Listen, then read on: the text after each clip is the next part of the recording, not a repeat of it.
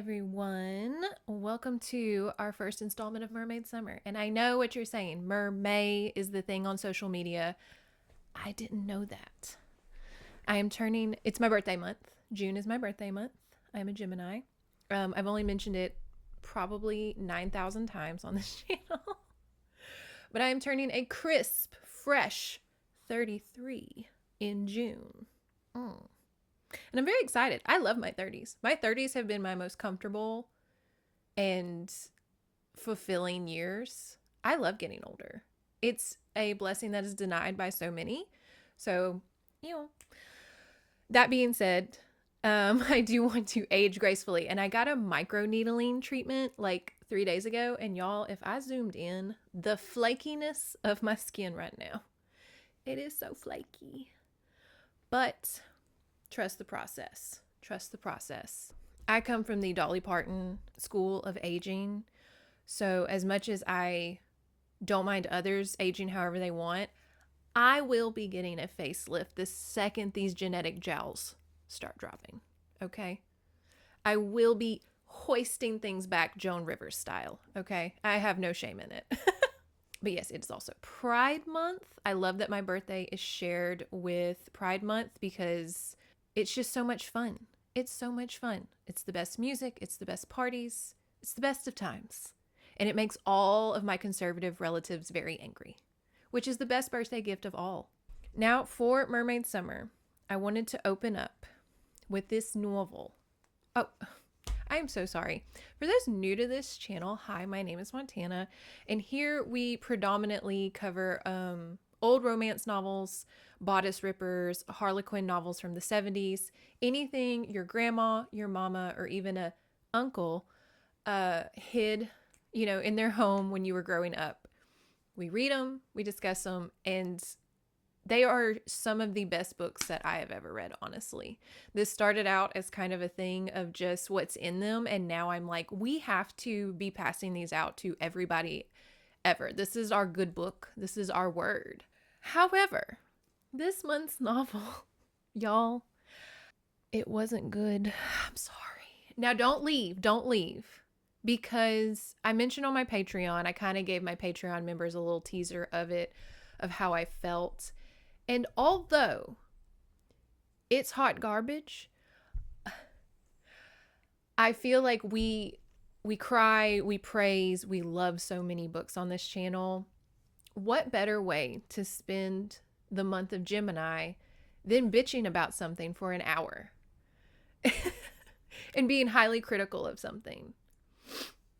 Now I know what you're saying. Is it a white squash situation? Like, no, it's not a white squash situation where it was like bad content or a bad story.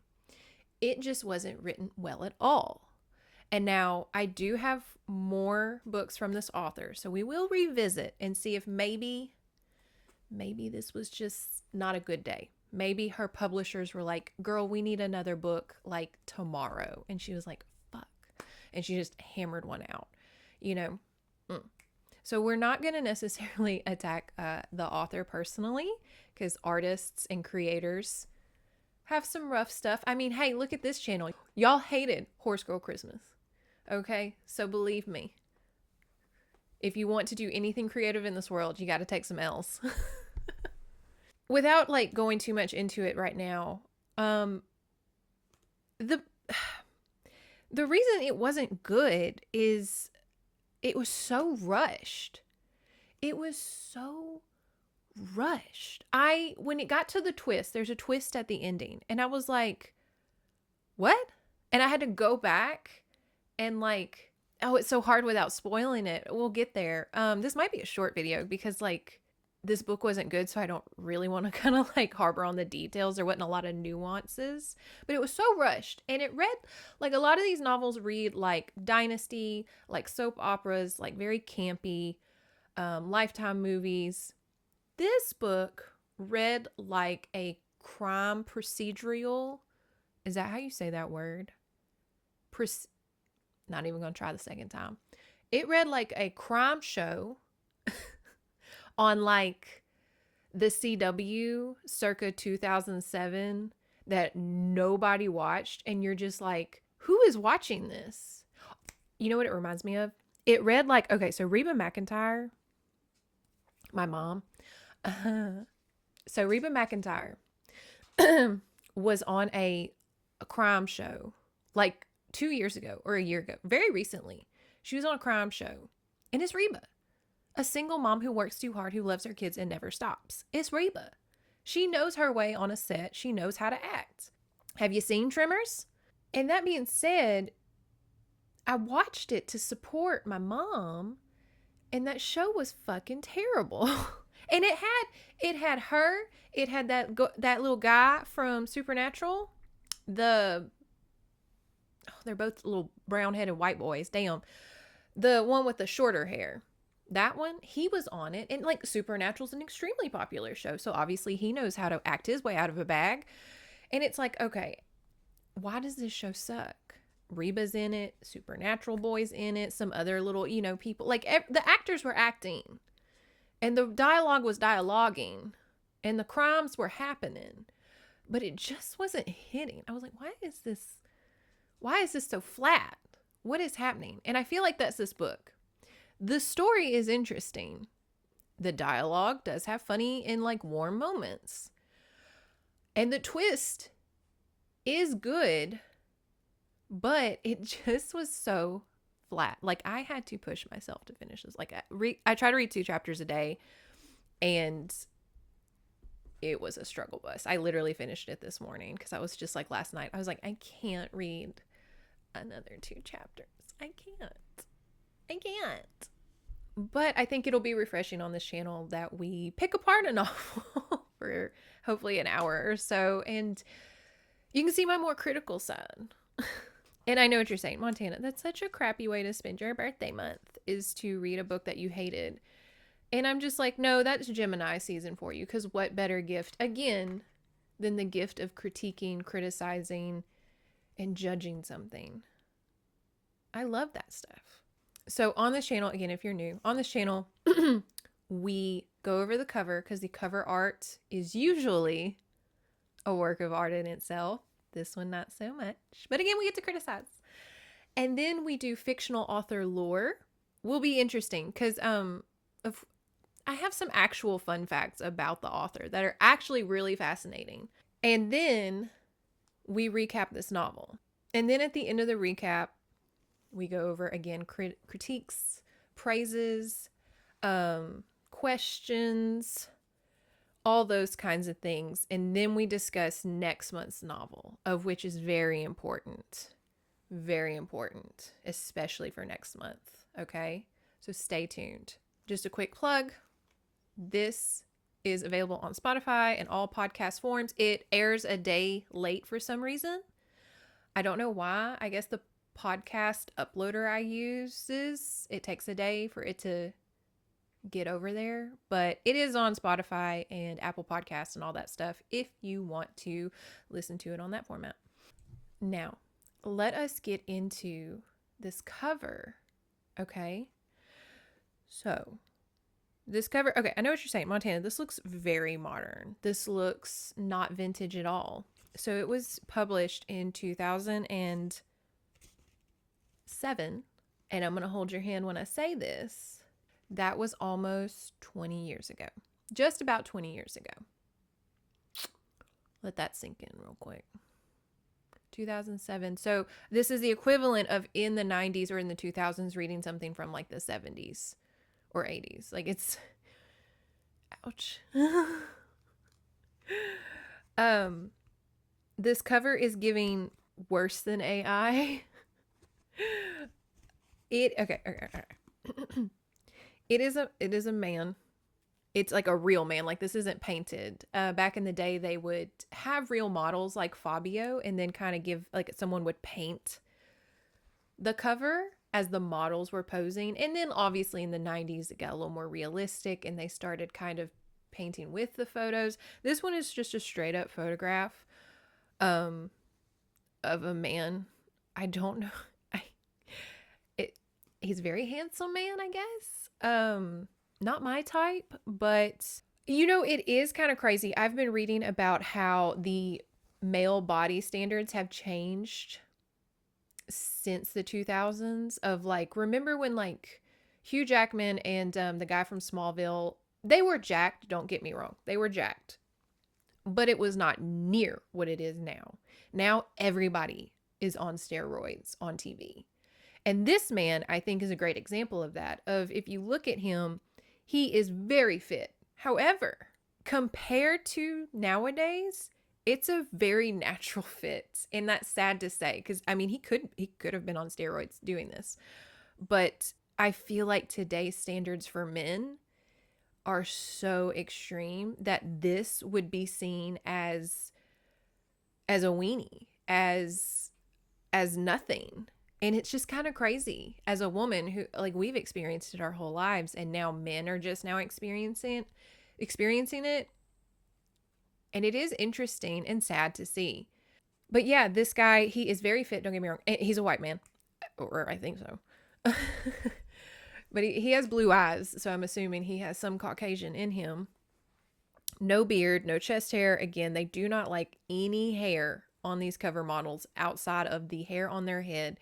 And his hair on his head is black. It's about neck length. It's like a shaggy wolf cut mullet. So not a mullet, but it's longer in the back than in the front. So it's a shaggy, what did the kids call it? A wolf cut, where it's like kind of long in the front and a little bit longer in the back. It's like a soft mullet, a Malay, if you will. And he's walking out of the ocean, and now the cover itself is so graphics design, Photoshop, circa 2007. This looks like my first day of Photoshop in college. That's what it is. Like, it's just they took this man and just stuck him in an ocean. And they put clip art of a humpback whale breaching in the back. And they put clip art of a vaguely Egyptian cuff on his wrist. And on the back, it won't show, like, I'll have to show it on the channel. On the back is like a giant squid randomly. And what's crazy is this book does have sea critters. Not a squid, not a humpback whale. And I know what you're saying. Like, we talk all the time, Montana, the cover artists do not read these books, but I feel like the author or somebody would be like, put these elements in. They told him about the stupid arm brace. Like, tell him about the orcas and the sea lion. Those are the critters in this novel. Anyways, I feel like the older novels are so more eye-catching because there's so much works of art. There's the woman and the man, you know. There's a couple.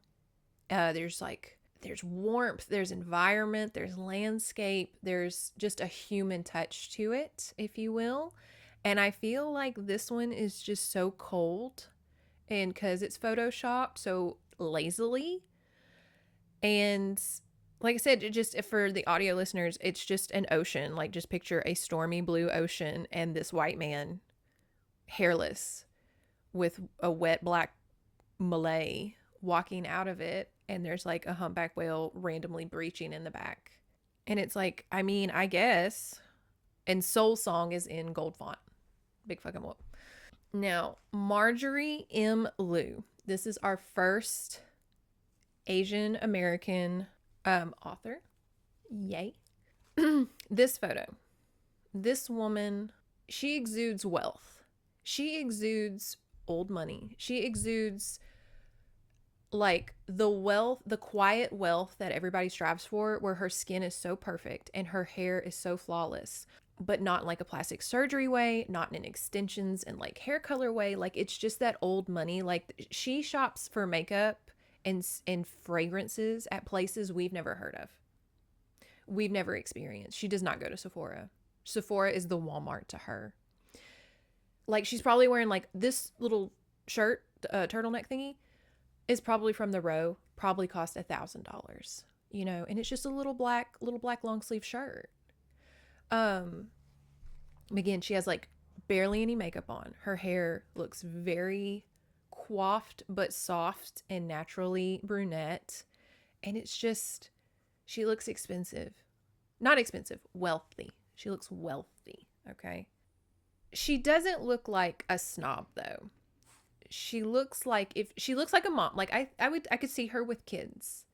I could see her with, I don't know what she would name her kids. What do rich people name their kids? I'm around white trash, and so everybody names their kids typical white trash names of, white trash products that you can find at Bass Pro Shop, and or 5-syllable names like Heather Lynn and Bobby Ray and all of those classic things. So what do rich people name their kids? I guess I don't know. I'm trying to think of like rich Nepo baby names. I don't know any. But anyway, she's with her kids, and I feel like she would allow her kids to be who they are. She's going to take her daughters to the American Girl store, and she's going to let them buy whatever they want, but she's going to take the time to teach them about like the history, like the American Girl history collection. If they get Josefina, she's going to take them to like Mexico to have like an educational trip on 1800s Mexico. Could she be my mom, please? That sounds amazing. She seems very quiet in this photo, very reserved. She's not a hoot and a holler and Janelle Taylor. Now, what she's going to bring to the potluck, because remember, we have a fictional author lore potluck. She's going to bring a wine that we could not fathom where it came from. It's not even going to be like name brand of like a rich label. It's going to be like, I got this bottle of wine from a priest in Italy because I was there doing a historical class just off the cuff, about the architecture in this village. And I spent money, helping everybody get fucking new plumbing and like all of this philanthropy stuff. And this like priest gives her a bottle of wine that he got, from his father. And it's not even labeled. It's like hand crushed by his grandmother, his nonna. And she's just had it and saved it for a special occasion. And she's just like, oh yeah, I just got that in the Italian villa. I was like restoring all of their plumbing. And the father, we were having lunch.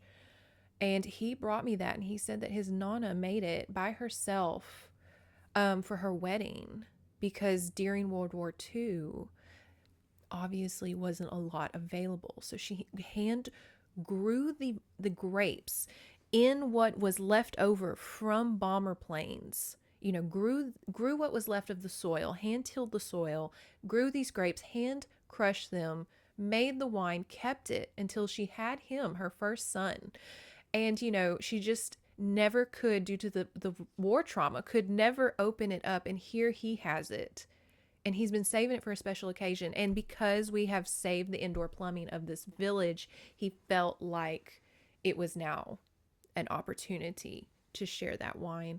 And I've just been keeping it, I haven't found the right time, and I just want to experience it with some fellow female authors. And you're just like, oh my God, Marjorie, girl, pour the wine and shut the fuck up. And then she pours the wine, and you're just like, this is the best wine I've ever had in my life. It tastes like Mother Mary is brushing my hair and telling me I did good, and she's proud of me. If that could be bottled. That's what she's bringing to the potluck. Sorry. Oh my God, Tulip. Sorry. This is Tulip. And she likes to come like any cat. And anytime anybody is doing anything, she's just like, well, now's the time to go bother you. Go bother you.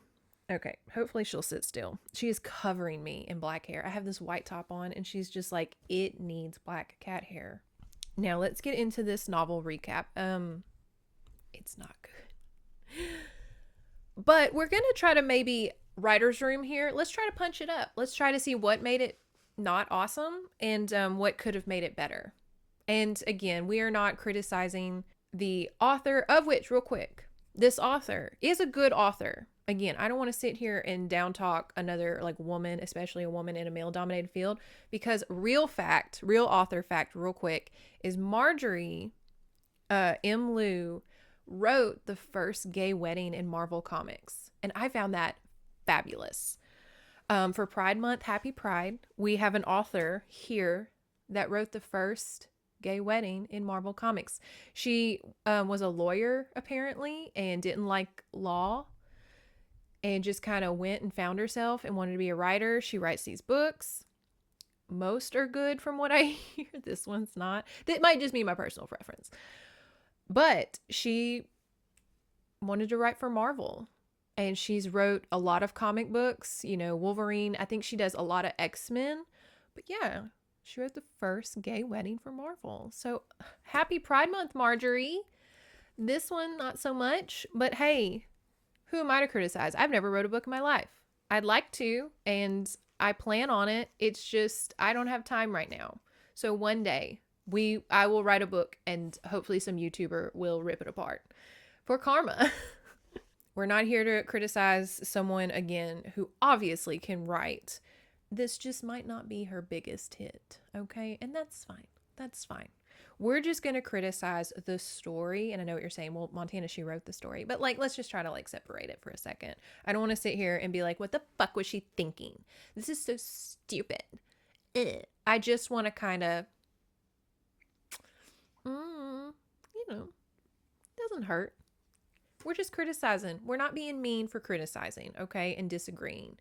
I've had to undo my husband and my best friend's, like, trauma with that. Of any time they feel like they disagree with something, that they're being mean because their family raised them that way. Of like, if you disagree with anything anyone says, you're being mean. My family was the opposite. I come from a very confrontational, loud, opinionated family. And here I am in my element. So yes, we are not being mean. We are not bashing this author. We are not degrading her works. We're fucking criticizing one book out of the 9 million she fucking wrote. I don't think she gives a shit about any of our opinions. She's over there laughing in Marvel dollars, okay? Without further ado, let's get into this. Disclaimer. I'm not going to do too much voice acting, but I'm not a professional voice actress. We're just having fun, so don't come for me. We're not taking this seriously. I'm not auditioning for anything here. Calm down. There are, let's see, trigger warnings. A lot of murder, but that happens in all these books. So why are you here if you don't like murder? But yes, a lot of murder. And that's about it. Not much else. There are some sexy sex scenes, but we will get to those. A lot of, I don't know what makes mermaids so horny, because remember in Splash, Madison and Tom Hanks were just like constantly, like you rewatch that movie and it's just like kids were watching this. Little girls love this movie and she is constantly fucking him. Without further ado, let's get into this novel. Soul Song by Marjorie M. Liu. It opens with a Shakespearean poem from The Tempest. Full fathom 5 thy father lies, of his bones are coral made.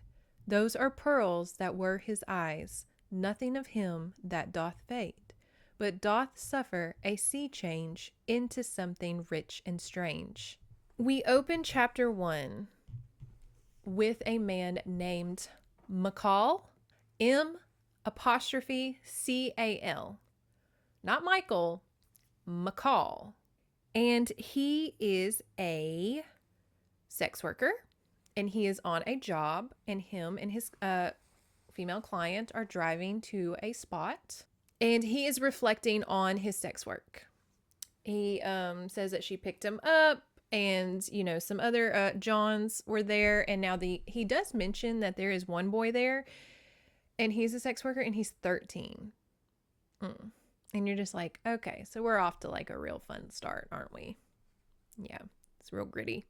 He does not sleep with this woman. He takes her soul. He sings a song, and he takes a soul.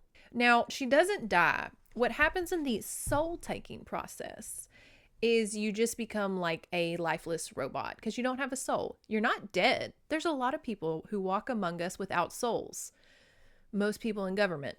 But that being said, you just become like this meat puppet without like she was alive. She just drove off staring like a robot. We really jump into McCall is a merman because after he does this soul job, he jumps into the ocean, his tail forms, and he is desperately wanting to swim. and be free.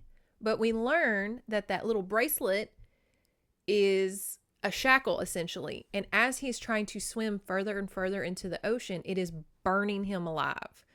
And he cannot rip it off. He mentions that he has tried cutting his arm off.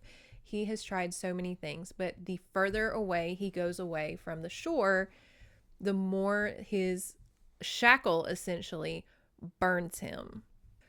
So he mentions he has to swim back to where the bracelet wants him to go. Because again, it's a shackle.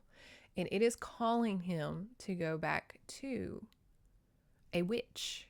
I know, you're just like, what? A merman is imprisoned by a witch? Y'all, yes. And this is all in the first chapter. And the witch wants the soul he takes. So let me just rip the Band-Aid off here because I'm trying to tell this good story, but it's not a good story. So the witch is essentially his pimp, and she needs souls.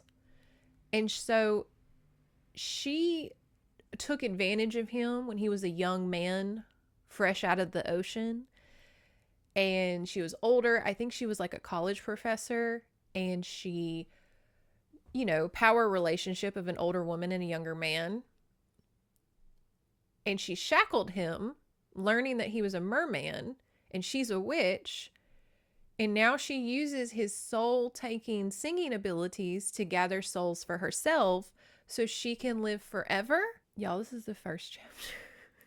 Let me read y'all a little bit of this witch. Now, he gets on the boat. He's butt-ass naked.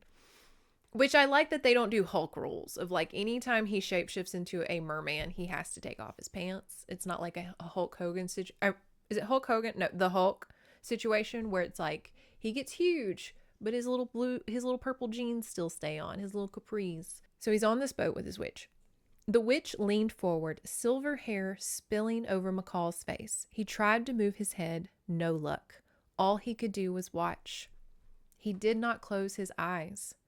The witch kissed him. Inside his head, Elsie screamed. That's the woman he just took her soul. McCall almost cried out with her, but he swallowed his voice and held on to the woman's stolen soul with all his strength, fighting and fighting.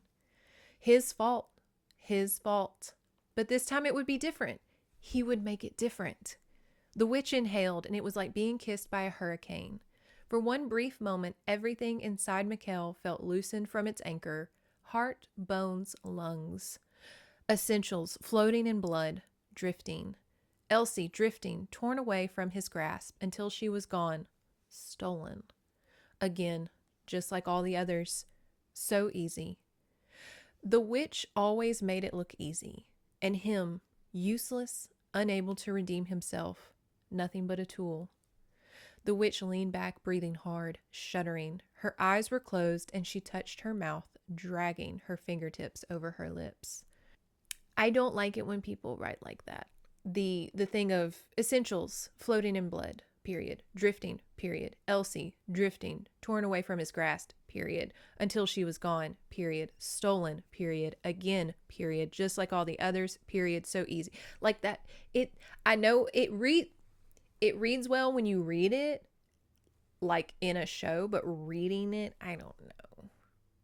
I don't like it. It's very choppy. Choppy like the water. The witch gives him his next target.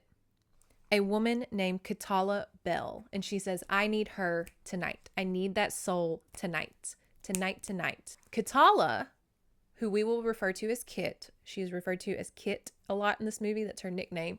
She is a world famous violinist. However, y'all, Katala has a magical power too. She sees the deaths of everybody she meets. Like she talks to you, she sees how you die. And so she looks in the audience. She's a violinist. She's playing her fiddle. And she looks in the audience and she sees a woman with a knife in her eye. And I can imagine that's very distracting. But then again, if you're born with this power, you're probably like, whatever. Now, Kitala is a mixed woman. She has a white father and a black mother. We will get more into her background later on. Now, the concert's over. She's a world famous violinist and is able to leave her concert and just like walk out onto the street. What? She's a world famous violinist. She's a millionaire. Everybody loves her. No one's ever heard her play. Like, no one can play the fiddle like Kit can. Okay. And she's just able to leave the concert and just go walk around Vancouver. Well, I guess it is Canada. They are like super introverted compared to Americans. Like, it's not like she's walking out in New York, but it still just was like, okay. It read weird to me. And here we have this. She feels compelled to follow the woman with the knife in her eye.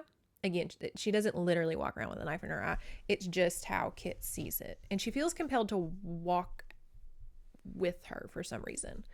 The young woman and her companion stood on the street corner waiting for the light to change. Kit started walking to them, slow at first, then fast. The woman and the old man began walking too.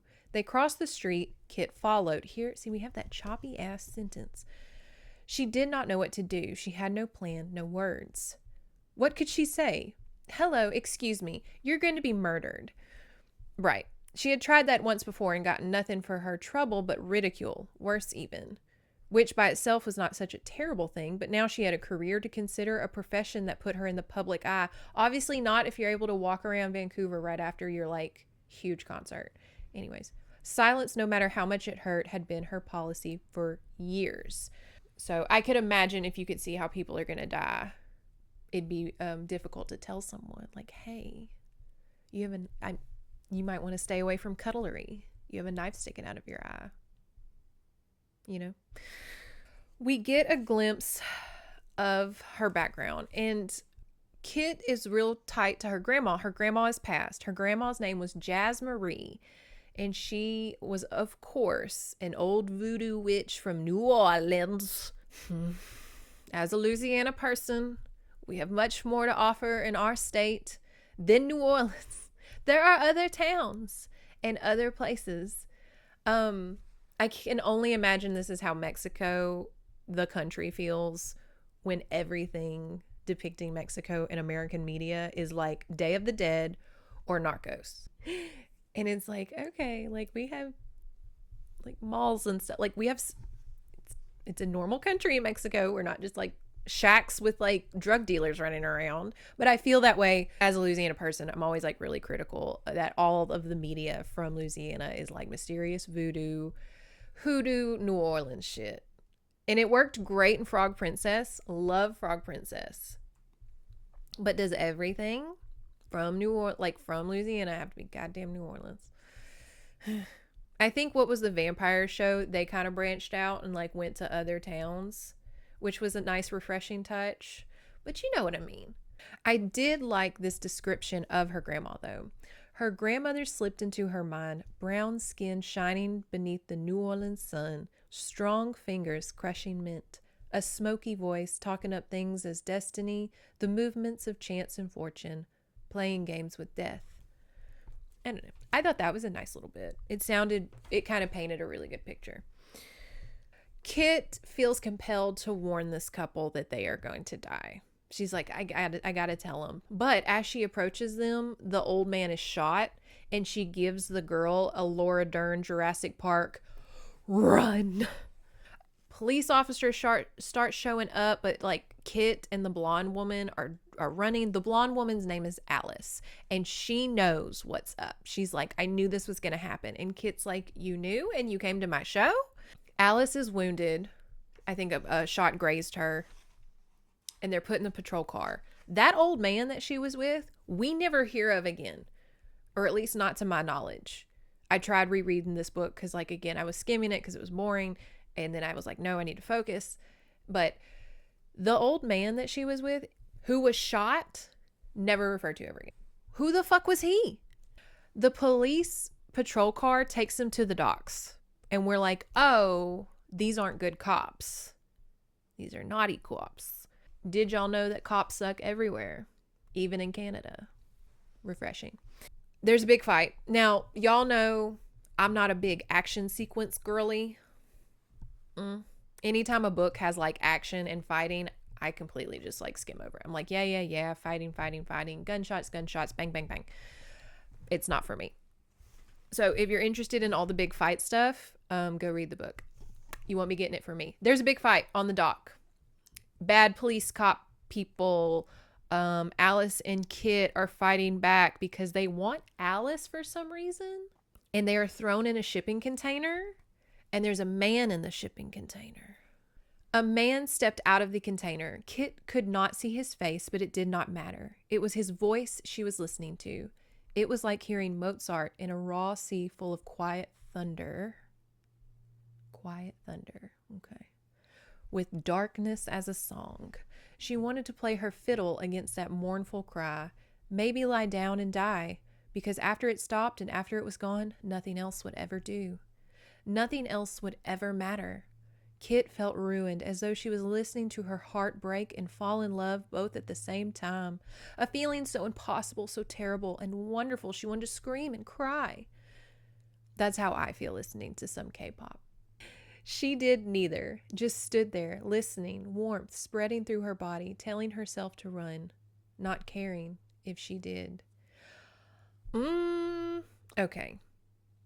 Quiet thunder, a raw sea full of quiet thunder. Girl, the sea is raw. It's the sea. It can't get more raw than the sea. But okay, sure. Maybe it's talking like big sea, open sea, not like the Gulf. So raw sea full of quiet thunder.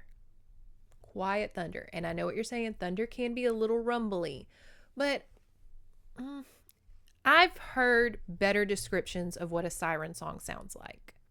In Circe, the depiction of what the siren song sounds like, absolutely beautiful. I won't read it because I don't want to compare the two.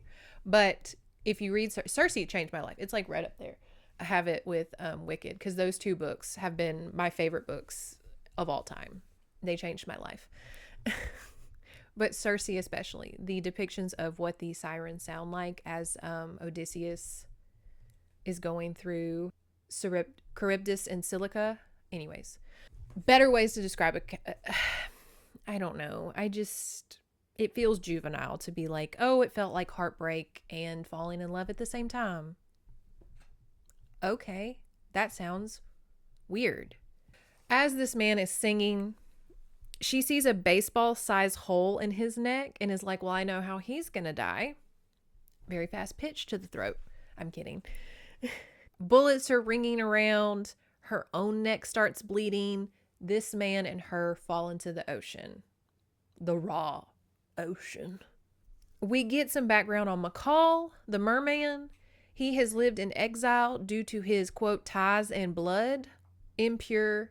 Y'all, guess what his people are called? Guess what these mer people are called?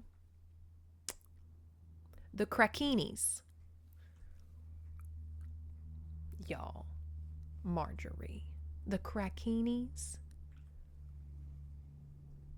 To the audio listeners, I'm just looking with disapproval at the camera. Just the Krakenis, really? That sounds like a dish in Japan. He's reflecting. Okay, so one criticism of this book, a lot of inner thoughts, a lot of self-turmoil. Again, this is only chapter 3, and all of this is happening. And they're incredibly long chapters. I don't like personally a very long chapter.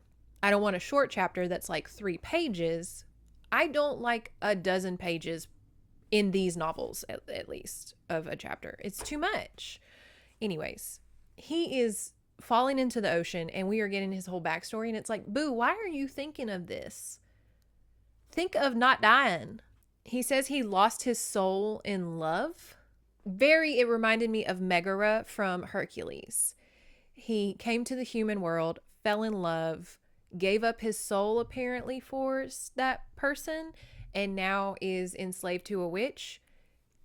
It's very Meg and Hades relationship, him and this witch. He went to go kill Kit, remember? He needed to kill Kit. But he became so enraptured by her music. He couldn't. They are swimming away. Remember, they fell out of this container. People are shooting at them. They're swimming away. He breathes into her so she can live. He breathes for her, but the whole time he's doing it, that arm cuff is just, hot fire on his arm. It is killing him. And he does do this despite being a sex worker, he is so neglected of human touch. Because as he is a sex worker, he just steals their souls. And he is so neglected of human touch. He hugs Kit as he's like breathing life into her. And he's just really, I won't say enjoying the hug, but he's desperate. Like his body is just like, oh my God, like a person. Like he hugs her more than he probably should. They get out of the water. He gives her the keys to his Porsche. He gives her the keys to his Porsche and he's like, here, go get a hotel. Get the fuck out of here. You don't need to be around me. They kiss. Audio listener, I'm just shrugging. They kiss. It's chapter 3. They literally just met in a shipping container. Bullets flew. They got out of the water. They kiss. I guess trauma. Let's just chalk it up to trauma. You know, adrenaline. Sure. They kiss. He sings. She sings with him. And the burning stops. Okay, the burning stops. She sings with him. He forces her to leave Old Yeller style before he can kill her. He's like, he really likes this girl, obviously. And he's like, get out. Get out. I hate you. Leave. And she's like, okay, we kissed and you gave me the keys to your Porsche, but okay, bye. A man shows up, says that McCall ruined his plot, ruined everything. And the chapter ends with McCall opening his throat, singing. We can only assume that man is dead. We get background on Kit. Her first murder that she saw was when she was 6 years old. Lil. Her mother was a black jazz singer. Her father was a white fiddle player from the Great Smoky Mountains. They lived in Nashville. She wants to know who is trying to kill her and why. She hides in a hotel. McCall gave her his coat. She's wrapped in it. It smells like him. She's vibing. She pops a Xanny, passes out. And here we have, she dreams of her grandma again. Her grandma comes to her in dreams a lot in this book. I don't know how I obviously, I'm a white woman. I don't know if y'all noticed.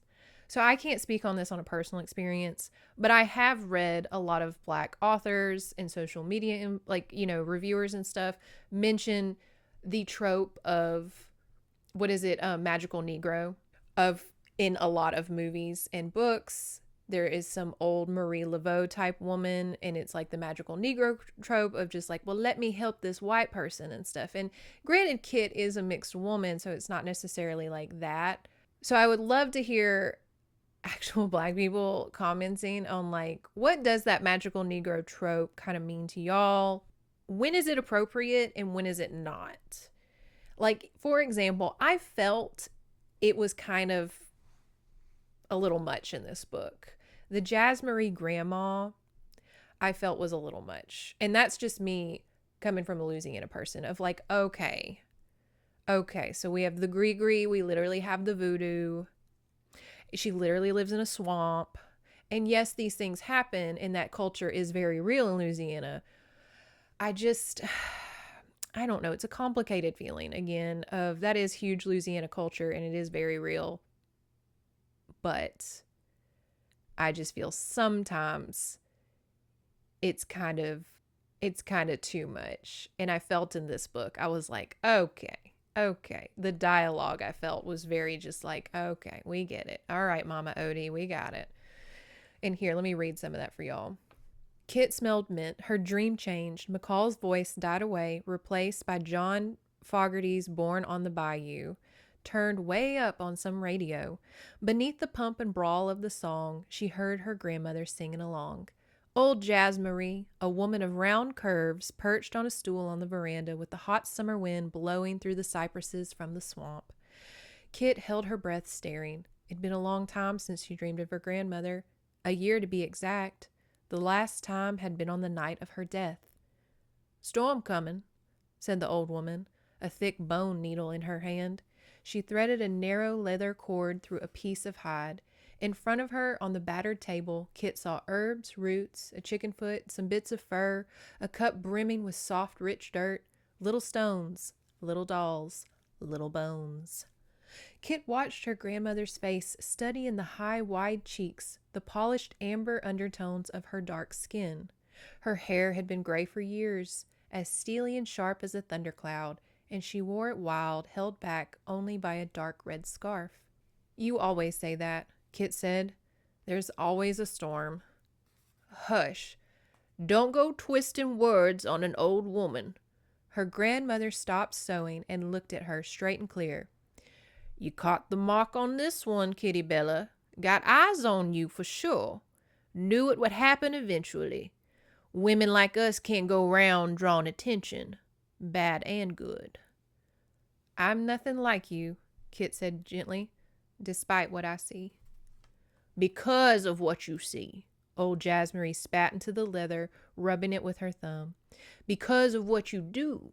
You got power, little cat, and you're gonna need it. Tell me, I don't understand. You never did. Enough talent to choke a volcano, but you still don't know your ass from a hole in the ground. Hell, child, come here. Kit did as she was told and watched her grandmother pierce her thumb with the bone needle. Blood welled, just enough to smear across Kit's neck wound. Old Jasmaree's breath quickened, and she mumbled a string of words in some indecipherable patois. She ended with a high, mighty cry that cut Kit down right to the bone. The old woman slumped over, closing her eyes. She looked tired and weary, as she had the days before her death. Kit reached out and touched her, but her grandmother knocked her hand away. Her eyes were still closed. Get going, she murmured, breath whistling through her teeth. Get going. You've been dreaming too long. No, Kit said. I miss you. No time. The woman's old shoulders hunched even more. You gotta be strong, girl. Strong in the heart. Trust yourself. Trust him. Him, she echoed, startled, but it was too late. Her grandmother died again, slipped away with a breath, and Kit opened her eyes awake. Her cheeks were wet. She was still crying. Again, it's complicated. Again, like, the culture's real. All that stuff is very real and dear. You know, again, like I said, with like the Mexican way it's portrayed in media, is like Mexican stuff is always seen as like drugs or Day of the Dead. You know, and it's like, okay, we have like Walmarts in Mexico. Like, it's not that big of a difference. And I feel like Louisiana kind of gets the same thing, especially Black Louisianans. They always get kind of lumped in and tied to this, like I said, magical Negro situation. Alice gave Kit a card, like her business card, when they were in the container. And Kit doesn't want to leave Alice behind. Now, I just feel any Louisiana grandmother would tell you first off, mind your damn business, don't be following that white lady. Don't mind that white lady. You got a career, you're a millionaire, mind your business. What happened last night happened. Okay? Don't be worried about the white lady. Like that's like my grandma would be like, mind your damn business, don't be worried about the wealthy white lady. You're good. So I can only imagine what like a black grandma would be saying, like, girl. But she goes to the youth center where Alice, okay, the lighting, the sun shifted behind a cloud and now my lighting's gone. Anyways, she goes to a youth center in a dilapidated part of town, which, I mean, it's Vancouver. It can't be that bad. I've been to Vancouver. Don't come for me. I've been there. Okay. I know y'all got dilapidation there, but like, go to Shreveport any day. Like, it says like, there's a pimp on the corner. It's so dilapidated. And here we have this interaction, which I found important to learn Kit's character. She goes to the front and a secretary named Molly is like giving her a hard time because she's like, I need to speak to Alice. And Molly's like, okay, you can't just walk in and just go speak to everybody, which I'm like, it's a youth center. You kind of can. Molly says, you're more than welcome to send a letter to our head counselor, Edith, who will determine whether or not to speak further with you about Alice. Kit fought her temper. You're not listening to me. I really need to speak to someone. You're speaking to me, Molly said, smile gone. And you're the one who's not listening. This is an emergency. It always is with you people, replied the woman coldly and reached for her book. Well, fuck that. Kit pulled out Alice's business card and leaned over Molly's desk, shoving it under her nose. Now you listen, she said in a hard voice. Alice gave me this card last night. She asked me to come here. So you tell me who the heck I should talk to right now, or else the next time I see Alice, I'm going to tell her exactly how her secretary shot her shit up. You got that, bitch? It would be hard not to, said a low, familiar voice, rumbling like the distant edge of some terrible thunder. Kit felt all the blood drain from her face. She turned around. McCall stood behind her, one hand holding open the front door, the corner of his mouth tilted up, but it was a small, sad smile. You should have taken my advice. What a great youth center. That secretary is fabulous. Okay. Flashback to the previous night. There is a henchman that works for the witch. His name is Ivan. Was it Bruce Bane? Who's the guy in Batman with the face thingy? Remember in Batman and Robin with George Clooney?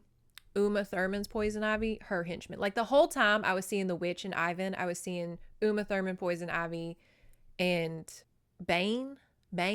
Is that it? I don't know. I was picturing that. But McCall and Ivan, the henchman, saw a shadow in the sky the night before. He tells Kit, don't touch me. They team up to find Alice. McCall does an Obi-Wan Kenobi move at the front desk of like, you will let us see Edith. So we can figure out who Alice is. Like he does his little, it's literally the only time he ever uses that in the whole book. He apparently can alter people's minds. The only time he uses it is to the front desk lady at this youth center. Kit tells McCall, I had a dream about you, which is wild to tell a stranger. Wild. But she's kind of like, I had a dream about you. And it's a Twilight moment, y'all. It is so Twilight because she's like, but you were something not human in my dream. And he's like, what was I? She's like, I don't want to say. And it's that Twilight of like, say it. And she's like, a merman. We meet a woman named Edith.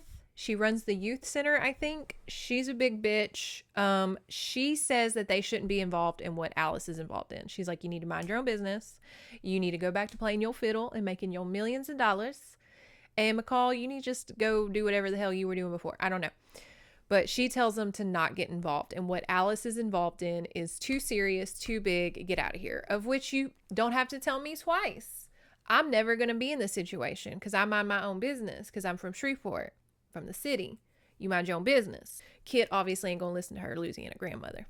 And she's gonna be walking around with this strange man who she found in a shipping container and go find this woman that she doesn't want to leave behind. Like, girl, that's my whole thing with this book. It's like, I'm personally just like, you don't have to tell me. I'm done. I'm gonna go back. If I'm making millions and I'm a celebrity fiddle player. But okay, for the sake of this novel, shut up, Montana, about what you would do. No one cares. I just feel mistakes were made in Kit's actions. Now, every time she's around McCall and like touches him, it is, okay, now that I'm saying out loud, it is like a Twilight situation. Like she's just so irresistible. Her soul is just like, and he wants it so bad because remember that cuff compels him to take people's souls. And he's supposed to get Kit's soul. She's marked. And he's like, run. And so he starts singing. And it's like, again, a terrible interpretation of what a siren song would sound like. But she's getting woozy, whatever, and feeling bad. What saves her from his siren song is she imagines her music. Like, the way this book handles her musical abilities with his and, like, compliment, I don't know. It's very sloppy, I'll be honest with you. But she saves herself by picturing her music. I am so rushing through this book, but I promise you I'm not... What I'm telling y'all aren't missing anything, okay? Like, a lot of this book is just inner dialogue of just, I don't want to, but I should, but I don't want to, and oh, poor me. Like, just trauma. They make out after he nearly kills her. Like, I guess they're both so jazzed up from him nearly taking her soul, they make out. Again, do what you gotta do. He does tell her, hey, I'm a mermaid. Like, that's real, girl. We learn the witch backstory. He tells her the witch backstory of, he was like really young. I think he was like 16 or something. He left home. He left the raw ocean. He left the raw sea. Um, met an older woman. She's a witch. Cuffed him. He tried cutting his arm off, but the cuff reacts to magic and it reacts to Kit. It doesn't, it, I don't know. It was very confusing because, like, when he touches her and stuff, it burns. But sometimes when she does something, it doesn't burn. It wasn't super consistent with the rules of the cuff. I didn't necessarily, it kind of had a mind of its own. Like, I'll just leave it up to that of, like, I guess it had a mind of its own, and sometimes it wanted to burn and sometimes it didn't, and it was very confusing. Kit is really into McCall. She just met this man literally last night in a shipping container. I cannot, it's like, stop talking about that. Talk about a meet cute. Can't stop talking about, like, she is just so into him. She's so attracted. She's just like yummy, yummy, yummy. They spend the, I have here literally in my notes, spin chapter making out, falling in love, drama. It's just them making out, talking about how much they love each other, but how much, like, y'all, this is chapter 6. These people just met last night. They probably had like 30 minutes of talking. They are so pulled to each other, which I know what you're saying. Like, okay, maybe there's a magical pull, but it's not really expanded upon. They're just like really into each other. And McCall's just like, oh my God, I've never met a woman like you. I'm so into you. And she's like, I'm so into you. It just feels really rushed. Really rushed. Like, even in Golden Torment with Kit, or with Kat and Landis Tandis, and I know they got married real soon, at least they had some fucking chemistry and like repertoire and banter, and you felt like, okay, so there is a spark here. This one, I didn't feel the spark. I just felt like a lot of trauma. I felt like this was just a lot of trauma bonding. We learned that Kit used to write down the murder she saw as a child. Could you imagine that diary as a mom finding that? She has never seen her own, which I guess is good. McCall is singing. He is shot through the throat again. There is a fight with henchmen that show up. Kit offers money. She's like, I'm a millionaire. I will pay you to not murder me. Whatever your employer is paying you, I will pay double, whatever. And they kind of think about it. But she grabs a gun to shoot at these henchmen. We learn that McCall is still alive and that part of his punishment with this stupid fucking cuff is he can't die. Okay. And this is kind of like, when I talk about drama, this is what I'm talking about. You and I are too much the same, McCall murmured. Ruled by powers we have no control over, forced to endure the pain of others. I murder because I'm compelled to. You see murder without any ability to stop it, and both of us bear the guilt and shame. He pulled back just far enough to look into her eyes. Why was Alice different? And it's like that kind of stuff of like, okay, ease up, like lay off. This is real. Again, it reads like those real dramatic crime procedurals, those crime shows where it's like, okay, like ease up a little bit. Pull the gas literally from chapter 1 is just like smashed to the floorboard. And you're like, okay, can we breathe for like a second? She has a dream that she's in the bayou playing her fiddle. He's a merman in the bayou. And again, it's just like this romantic scene, but they have no chemistry. It's just probably my least favorite couple. We have a sex scene. Pew, pew, pew. Sex scene. There's a lot of sex in this book. Sex scene number 1. But if you want to know about it and hear it, in my opinions, you have to go to the Patreon. Patreon plug real fast because I know these are super annoying. Patreon plug is, I have a Patreon. The link is down below or on my Instagram, mldavid15. On the Patreon, it's literally a $3 level, a $5 level, and a $7 level because, hello, we're in quite the recession economy. I'm not going to gouge y'all. But for $3, $5, or $7, $3, you're going to get the steamy scenes. You're going to get these sexy scenes. We're going to read them and react. Because I don't read them verbatim when I see a sexy scene because I want my reaction to be genuine on the Patreon. For $5, you get the sexy scenes and a movie to tie in with the month's novel. And this month's movie, I say this every video. I'm like, I'm so excited. I am. Because this was such a shitty ass rough novel. I wanted to lighten up Mermaid Summer. And we are going to be watching my favorite Disney Channel movie, The 13th Year. I love The 13th Year. For those who have never seen it, it was a Disney Channel original movie made in 1999, and it is about a young boy, and he turns 13 years old and turns into a merman. Chaos ensues. It's adorable. We have a great time recapping it. There's a lot of fun facts. Fun fact, a A-list actress is an extra in this movie because her mom was the script supervisor.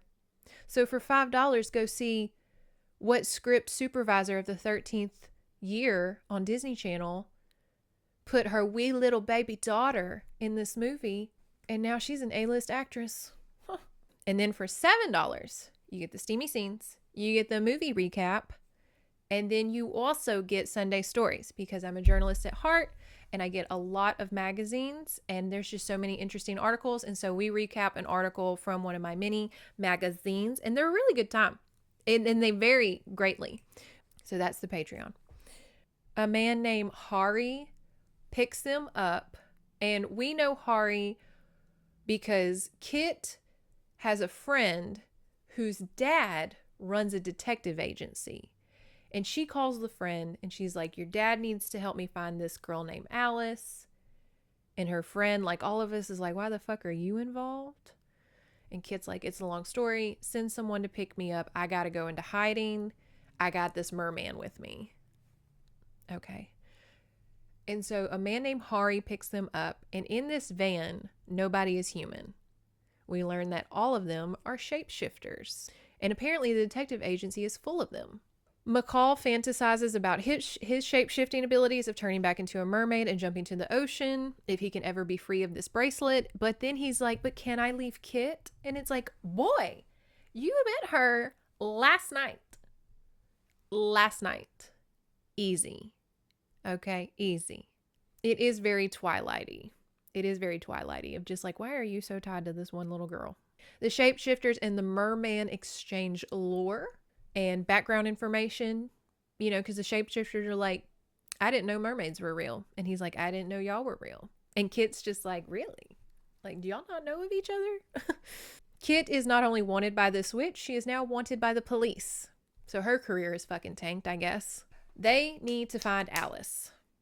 They have got to find Alice to remedy all of this. Again, all of this is just so loosely tied to finding this one woman who was in her concert with a knife sticking out of her eye. It's a very, vague plot, to be honest. We have another Patreon. They have sex again immediately. Not even within, less than 24 hours, they're up and at it again. And I am kind of skimming this right here. Ooh, Patreon members. We're in for a good one. Ooh. Spread wide. What is spread wide? I hope it's his smile. She has another dream of her grandma. It's just sex and grandma in this book. She fucks and then she gets shot at and then she dreams of her grandma. And Kit does ask, she's like, why are you here? Why do you keep showing up in my dreams? Are you going to tell me something of substance, or are you just going to keep popping up and being vague and magically? And the grandma says, quote, be good. What does that mean? People are trying to murder me. What do you mean, be good? Ugh.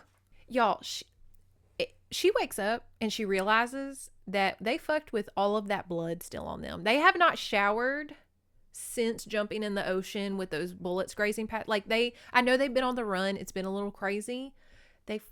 Y'all fucked with other people's blood on you? What is this, Tumblr? What kind of fucked up shit am I reading? We learn Krakini lore. Y'all, Krakini. I'll kind of gloss over this. McCall says that we are like humans in many ways, though Krakini are fierce, isolationist, xenophobic even. There's no real sense of property. There are territories fiercely guarded, and a great deal of ceremony required before entering such waterlands. And Kit says, pity the unwary sailor. He expands upon the Krikini have their own version of Amazons, of a colony of Krikini females that lured sailors to their the sirens. So I guess we get a little siren drop there. He says that they used to live side by sides with humans, serving as guides, musicians, trading fruits of the sea. Obviously, they pulled back as humans did what humans do. He says every year they must go further and further and deeper to avoid discovery. He says that's why, and she's like, well, it's only a matter of time before y'all run out of space, like run out of places to hide. He says, which is why some of us have been sent away to live on land, why our colonies have been split and divided and flung across the ocean. It's too dangerous for us to be in one place. He says, and for those like me on the surface, we are here to watch and learn, and if necessary, fight. And Kit says, fight? Why don't you try to get along? If you're discovered, he says, we will be treated like animals and experimented upon. Not wrong. He says, humans scarcely tolerate each other. How could they accept us? Not wrong. He also says his mother was a human. Kit asks, is that common? He says, no. The Krikinis don't like mixing the bloodlines. They don't like human blood in their families. He says something about the bloodline being important, and she says, unique, huh? You're not a prince, are you? Because that would totally cap off the fairy tale moment I'm having, which is a funny line. His mouth twitched. Sorry to disappoint, although if there were such thing as royalty amongst the Krikini, I suppose you could say I am it. She mentions his voice, and he says the soul-sucking voice is a warrior trait. There used to be more of us, but there are now only a dozen families left that carry the gift. They are encouraged to intermingle. You mean have babies, lots and lots of babies. I did like this, though. She said she wondered what Krikini babies looked like. She wondered quite suddenly if her birth control method was enough. She wondered, too, why she was not so afraid of the possibilities. So she's kind of like, is my birth control enough for, like, merman semen? We go on to learn more about his father. He hasn't seen his father since he ran away. He has no siblings. His mother died of cancer. He says after the Second World War, the Krikini started to get more organized with infiltrating humans. Okay. They go and shower together and get all that dried blood off. Guess what? They have sex again. Shower sex, which is, let's be honest, the worst kind of sex. I don't care what you say. Shower sex sucks because water is the opposite of lubricant. It's extremely drying and like it's just not comfortable.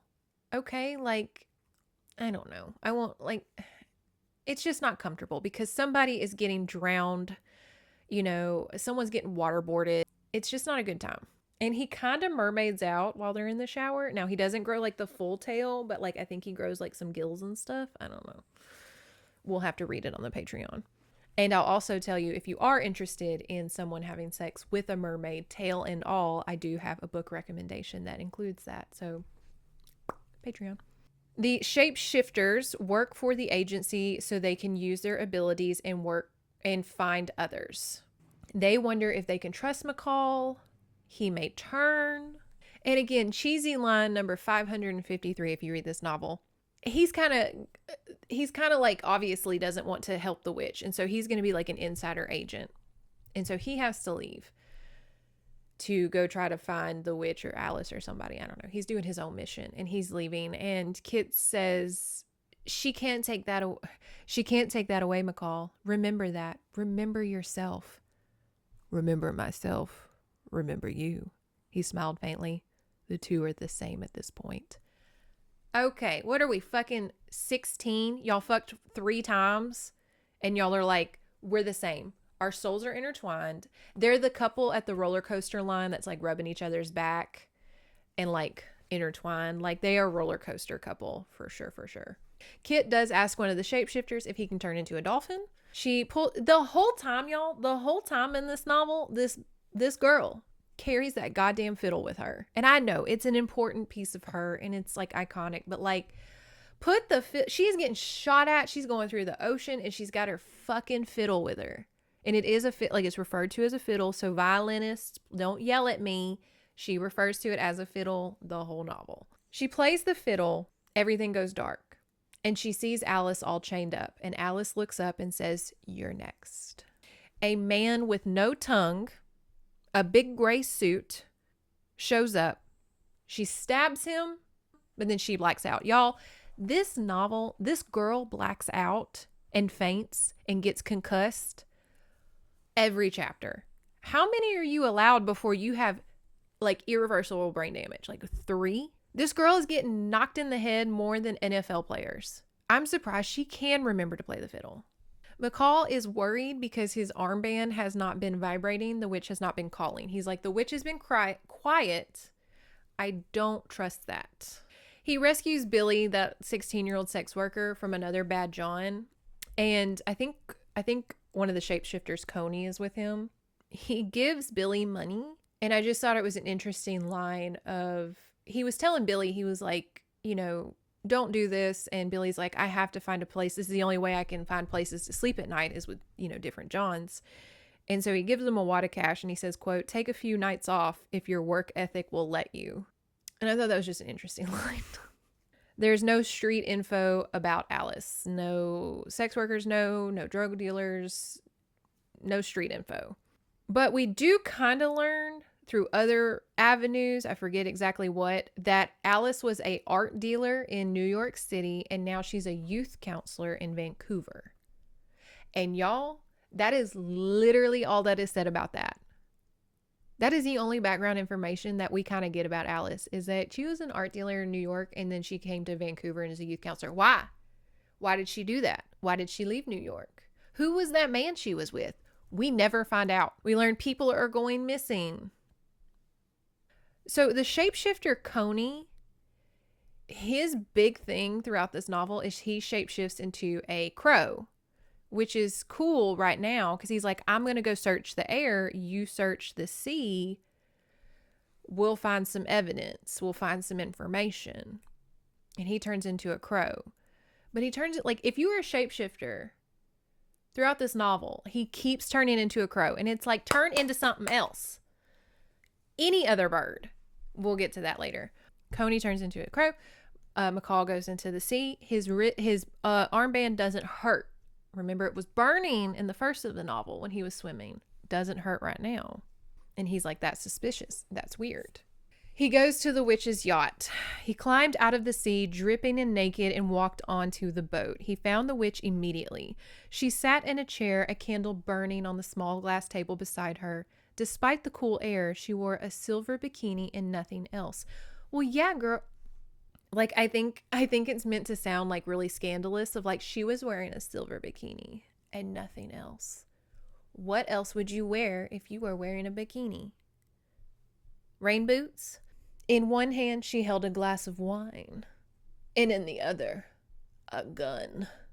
"I should have learned a lesson from my sister," she murmured, and shot him through the heart. Remember, he can't fucking die, so who cares? Again, every chapter, it's like a Goosebumps novel with the cliffhangers. Every fucking chapter ends with this juvenile cliffhanger bullshit of, and she blacked out, and he was shot, or he was stabbed. It's ridiculous. Kit wakes up, and apparently the witch has her in her custody, and so they meet. "Kitala Bell," the witch finally, in a voice surprisingly soft and rich. "Kitala, Kitala." "Yeah," said Kit, "obviously. What's your name?" The witch smiled, shaking her head. "So naive, so dangerously naive. Women like us do not share our real names, and the names we do give are never real." What sentence is that? Women like us do not share our names, and the names we do give are never real. That sounds like such a roundabout way to say. Anyway, I'm nitpicking, sorry. "Names are power. You keep them safe. Your grandmother should have taught you that." Kit blinked, and like that, her fear began to fade. "You knew my grandmother?" "Old Jazz Marie," said the witch, and the name curled off her tongue with a slow smile. "She made the name herself, you know. Jazz for what her daughter sang. Marie for the charlatan priestess Laveau. If you were any other person, said the woman, I would not be here right now. Ivan would be in my place, making you soft for me. But I knew your grandmother long ago. We crossed paths. I was doing something. She was doing something. Both of our actions utterly incompatible. We had dinner, debated, quarreled, and I'm not so prideful as to deny she got the better of me. A very strong woman. The witch looked down at her hands. Is she well? She died, Kit said. Her throat hurt. Ah, that, I believe, is where she and I differed. Your grandmother had no fear of death. She did not fear her age. I, on the other hand, have always preferred the alternative. The price, however, is rather steep. You eat souls to keep yourself young. Is that what McCall told you? Yes. Why else have him steal for you? I see your reasoning, though it is not entirely accurate. Staying young is only part of why I have him hunt for me. Power is another. That and knowledge. Imagine for a moment that you could know everything there is to know about me. All you would have to do is take me, consume me. Easy, yes? McCall's been hunting men and women who hire prostitutes. How do they know anything worth having? That, my dear, is where the power comes in. Strength, energy, the occasional bank account. It works, trust me. There must be a better way.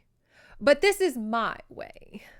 We learn more through the witch backstory. Her sister was taken by gargoyles. Y'all.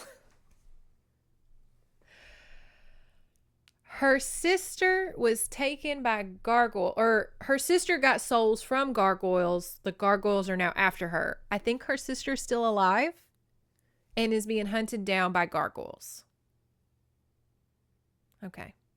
We learn the witch doesn't want to take Kit's soul, that there is a sisterhood, that she's like, Kit, you're a witch.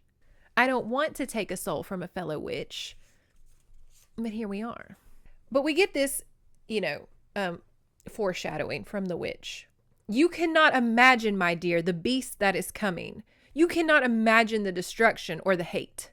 I know I'm not good, but I'm not evil either. Not in the way I know it to be. You're wrong. You enslaved McCall. You tortured him.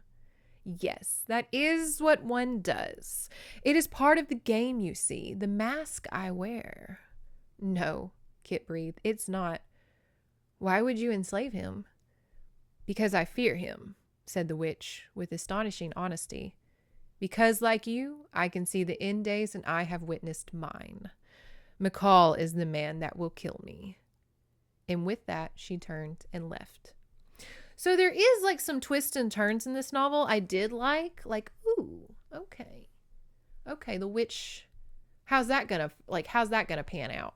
Kit is led to McCall. We know he's not fucking dead, but they're still surprised when he stands up every time. We learn that Ivan, the henchman, is 200 years old. The witch saved him. Kit is paralyzed. The witch paralyzes Kit. Ivan drinks her blood, opens his wrist, gives it to the witch. Did y'all catch all that? Let me tell you again. Okay, so Kit is led to McCall. He's kind of passed out. We know he's not dead, but she still thinks he's dead, even though he told her, I can't die. It's part of the punishment of my cuff, whatever. He's unconscious. And Ivan, we learn, is a vampire. And so what the witch does is she doesn't just get the souls. She needs Ivan to drink the blood. Ivan is also a prisoner of hers. So she gets the merman to get her souls. And then she gets Ivan to give her blood. Okay. And then remember, her sister's being chased by gargoyles. This book is everywhere. All at once. The witch is surprised that Kit met Alice. She's like, you met Alice. McCall wakes up. There's a scuffle. He shoots the witch in the leg. And while him and Ivan are fighting on the outside of the boat, a small dark-shaped dove from the sky, black wings fluttered. Then it's not a dove. Anyways, Ivan slowed, but only for a moment. His fist slashed through the air and Kit heard a thud. The bird slammed to the deck. A crow. So Coney was going to come save the day as a fucking crow? Shapeshift into something else. Shapeshift into one of those big ass fucking eagles. Talons to the face. Scratch his eyes out. What are you going to do as a crow? Once again, Kit is unconscious. Stop being unconscious, girl. Stop fucking feigning. I hate this so much. This is where I'm like, we're at chapter 12. We're almost done. I'm so fucking pissed because I'm like, I swear to God, if he dies one more time and she gets unconscious one more time, this is so, I'm going to say it. It's so fucking lazy. It's lazy plot development. Ooh, she passed out again. So now you get her to another location and not have to tell the audience how or where she got, like how she got there. Like, it's lazy moving her from location to location. It's lazy for him.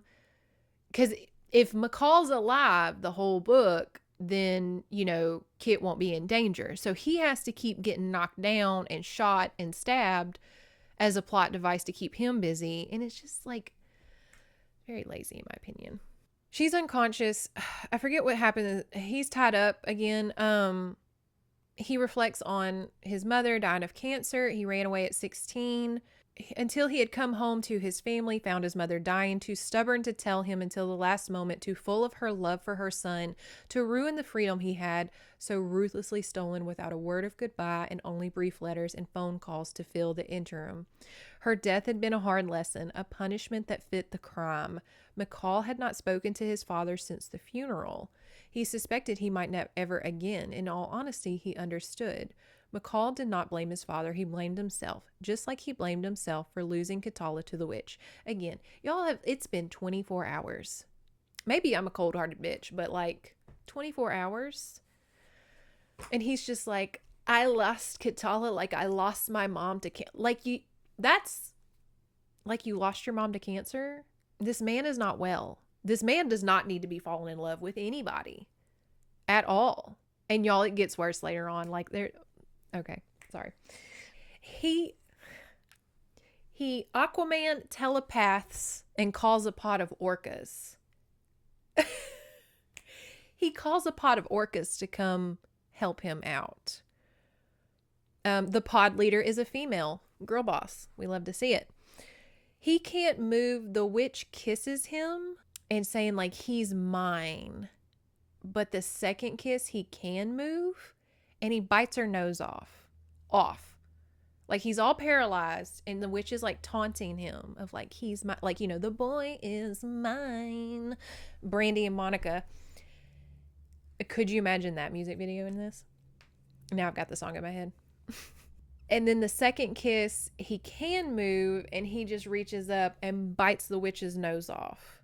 The witch orders Ivan to make Kit scream, and I can't help it since she doesn't have a nose. She's probably like, make her scream. McCall sings, supposedly kills Ivan while the witch is beating his face. Because again, he's tied up. He bit her nose off. The witch is pissed and she's like, Ivan, make Kit scream. And so Ivan goes to Kit, who is apparently still unconscious. And McCall is singing while the witch is on top of him, beating his face in. Guess what? He's stabbed. Big fucking whoop. The orcas are ramming into the boat and sinking it. And McCall's kind of like, okay, so I called them for help. And they're doing the best they can. But we are all still handcuffed. Gonna make it hard to swim with an unconscious person. He doesn't blame the orcas. He's like, they're just doing what they can do. I got to figure out how to Houdini myself out of these handcuffs. Action. Fight on this boat. People are dying, but they're not dead constantly. So the boat's sinking. It's Poseidon Adventure, for those who know. He turns merman and he takes the knife out of his chest. He crawls and frees Kit. Okay. They swim out. They meet Coney, the crow guy. He's naked. Because again, I guess if you shapeshift or turn into a mermaid, you can't do clothes. He's naked, and he does make the comment that kind of was funny of he's just like, why does that bitch have so many handcuffs? Who keeps that many handcuffs on them at all times? Not wrong, Coney. They call the orcas for a ride. Neat. But where's the witch and where is Ivan? They've just disappeared. Everybody hooks up on a big ass orca and they ride to shore, and McCall just starts singing. Nah. Kit is waking up. She is experiencing both pneumonia because it's like Vancouver Pacific waters, but she's also kind of like, this is wild, because she like kind of wakes up and she's holding on to an orca and a merman is singing while they're riding to shore. They go hide out at a cabin in the woods. Everybody's naked and cuddling because everybody is experiencing hypothermia. McCall gives Kit some of his song. He like sings into her, and like I guess like Little Mermaid, like a little piece of the song goes into her. Not full Ursula, just a little. As he gives her his song, he gives her a little extra, Patreon exclusive. He gets so enraptured giving her part of his soul, he gives her part of his dick too. We learn that he giving a piece of his song to somebody is the equivalent of a Krikini wedding. So now Kit is tied to him as his wife and his mate. Y'all, it's been less than 48 hours. But I guess if you're riding orcas together, you're just kind of like, fuck it. He meets Jazz Marie. Jazz Marie shows up in the cabin. Coney and Kit are like, freezing and cuddled together. And McCall's kind of like, I guess, awake. And Jazzy Marie shows up. She's got to talk to, I guess, her future grandson-in-law. Kit is healed up.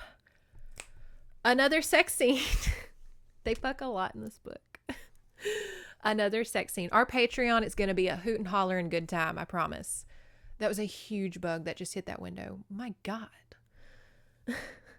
Kit does try to go number 2, which I love I don't love when it's written in a book, but it is refreshing sometimes when characters, like, you read the entirety of like Lord of the Rings, and like no one has to go pee ever. And it's just sometimes I appreciate that in a book of like, she needs to go potty really bad. But as she goes to poop, the two corrupted, there's a huge bug. I'm sorry if y'all can hear that.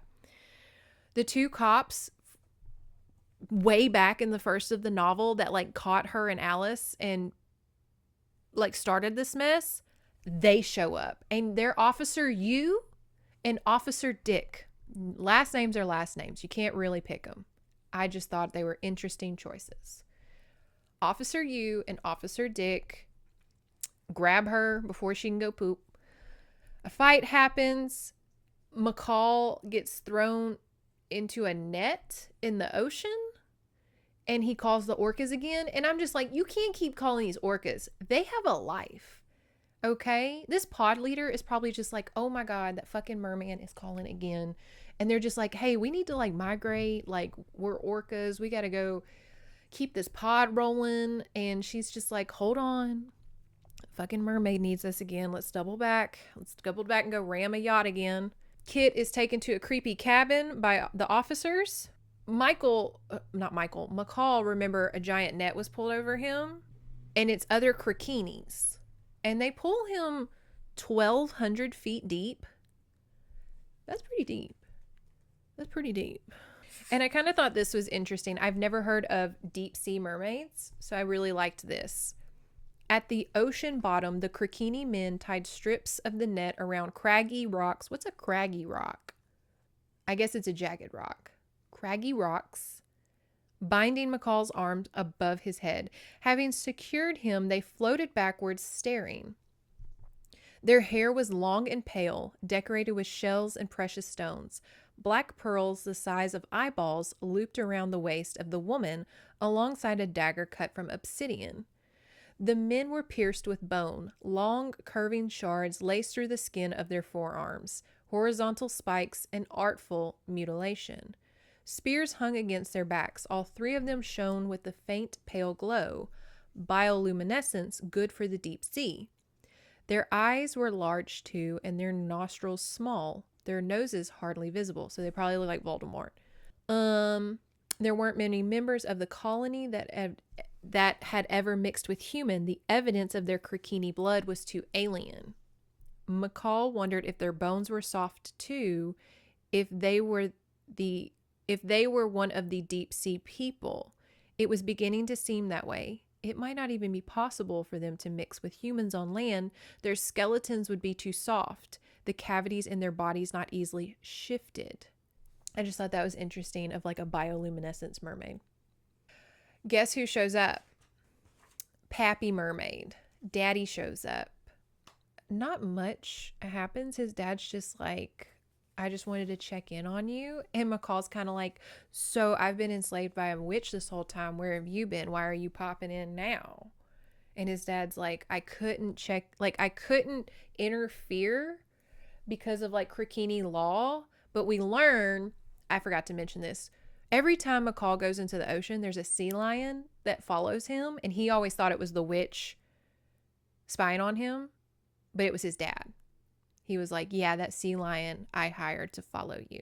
They kind of like make up, like he's like, come help me, Dad, fight this witch. His dad's like, I can't. But that female, McCall is released. He goes to the surface, and that female mermaid like stabs him in the shoulder, and he's like, ow, what the fuck? I have done nothing to you, nothing to deserve this. She threw back her chin. It was not to be a killing blow, merely a reminder. You are not one of us, and never will be. And you care so much. Words would be enough? No. Eyes narrowing. I have been promised a child of your father's blood, your sibling. But when he is born, he will know nothing of you. You will not exist to him. I wanted you to know that. I wanted you to remember it in your flesh. What a weird thing to do. He don't care, girl. It's very Don Draper in the elevator of Mad Men, where that like little intern's like, I think you're a horrible person. And Don Draper's like, I don't even know who you are. Very that of this witch. He's swimming away. He's minding his own business. He don't deal with Krikini. They don't deal with him. He's going to save his girlfriend again. This woman, this mer woman, stabs him in the shoulder. He's like, ow. And she's like, I just want you to know your daddy's going to give me a baby, and that baby's never going to know of you. And he's like, okay, I haven't seen my dad in 16 years. Like, I don't care, girl. Who are you? What the fuck? He meets up with Coney, the crow man. They go to an island, but it's an illusion. It's kind of like Hunger Games 2, where it's like, there's like a force field that wobbles. Officer Yu shows up. She's got earbuds in. She's smart. She's got earbuds in. Coney turns into a goddamn crow. Turn into anything else. Turn into a bear. Turn into a gorilla. Turn into a buffalo. Turn into literally anything else. He turns into a crow. What are you going to do as a crow? He flies off. I think McCall tells him, like, leave. Don't get hurt. Go find help. But still, fly. Do something faster then. Be a fucking peregrine falcon and fucking get over there and get help. What is a crow flapping over the ocean gonna do? Ugh. Like, again, if he's a shapeshifter, give him animorph things to shapeshift into. Turn into a dolphin and zoom through the ocean to go get help. Like, why is it always a crow? Guess what, y'all? Take a drink. McCall is stabbed again.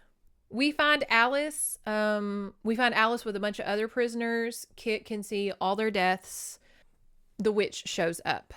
And the witch and Kit are like, this is kind of the climax of the book. The witch and Kit are having a standoff. They're fighting over Alice, obviously. And we're still, as a reader, just like, what is the deal with Alice? The fuck does she have to do with anything? And Alice does tell Kit, don't kill the witch. Only you, murmured the witch, gazing at Alice, only you would ever think I deserve mercy. Because she loves you, said a new voice from behind Kit. And it's amazing the foolhardiness done in the name of love. Who the fuck is showing up now? Y'all. It's Edith from the youth center. I had to go back and figure out I was like, who is Edith? Who the fuck is Edith? I went back, read the first 5 chapters because I was like, Edith. And I was like, obviously she's somebody from, like, because not a lot of people are met in this book. And I'm like, okay, so she's from the youth center. I thought it was a secretary at first. It is the woman from the youth center that was like, don't get involved with that. Like, I promise y'all, I'm not cutting it short. It was 2, maybe 3 pages of them talking to this lady at the youth center that was like, don't get involved in Alice. What she knows, you don't need to know, mind your own business. Like, it was a nothing interaction. I didn't even write it down in my notes because it was that absolutely throwaway of an interaction. It was just an ominous warning. It was not even substantial to the plot. Nothing was learned. And so I didn't write it down. And then I had to go back and go like, okay, apparently I got to mention Edith. Anyway, fucking Edith shows up. Edith, breathed Kit. The old woman wore an aura like the heart of murder, pressed so thick over her shoulders it seemed part of her clothing. Her eyes were black all the way through, inhuman, alien. A sharp contrast to the pale gaze that had studied her only a day before. Youth counselor, eccentric old woman. An illusion. What a sight this is, Edith murmured. Women of power, gathered together. It's been a long time, Luana. Too long. Long enough, said the witch, eyes glittering in a dangerous way, Kit remembered, like her gaze was full of diamonds. We all changed too much to ever be again as we were. What? We all changed too much to ever be again as we were. Is that a sentence? We all changed too much to ever be again as we were. Ooh, that's a rough sentence. We changed, agreed Edith, glancing at Ivan. Some more than others. I suppose our father would be proud. All his scattered daughters coming to fruition, following his footsteps. The witch narrowed her eyes. I did not come here to talk. I want Alice. I want Kitala. I want what is mine. So we have like this witch off. This is like the climax of the book, and it's so fucking stupid. So, in short, that big ass bug is scaring me. The witch releases Ivan, takes his cuff off. He's free. Jeannie, you're free.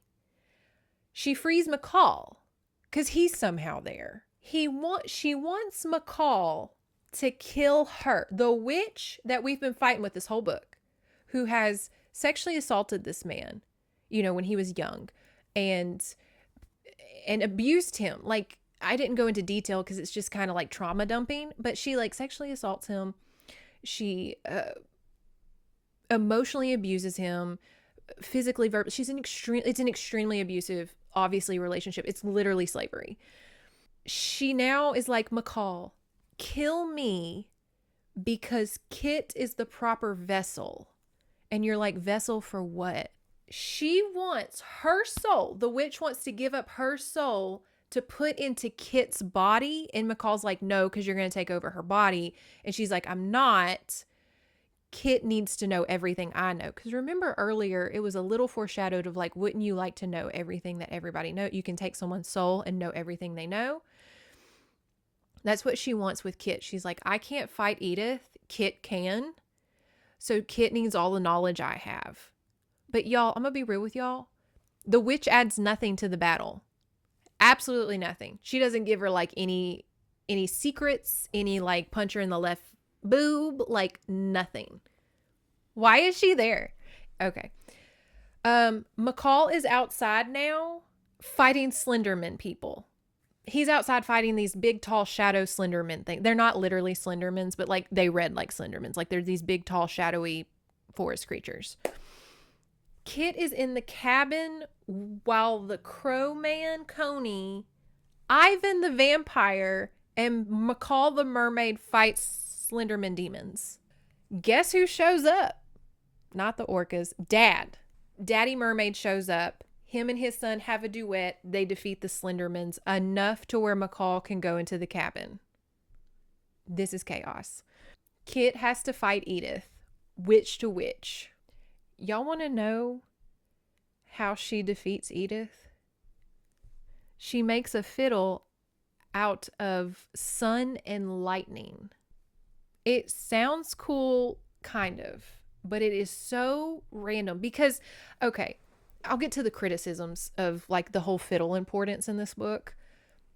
But she makes a fiddle out of sun and lightning, plays it, Edith explodes.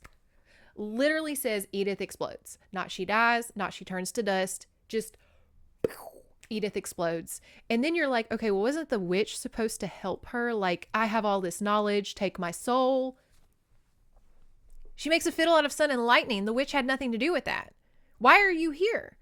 Kit and McCall, I forgot to mention, as she's playing the fiddle of sun and lightning, Kit and McCall duet and sing, and it also explodes Edith. No big deal. Last chapter of this book. Ivan's gone. Vampire's gone. We don't know where he is. Officer Yu, the corrupt police officer, also gone. No one knows what the fuck happened to her. Dad goes back to the ocean, and he's like, come see me sometimes, Kit. And she's like, okay.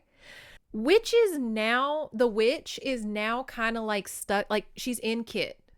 And it's like really annoying because keep in mind, Kit loves McCall, and this witch raped and abused McCall for years.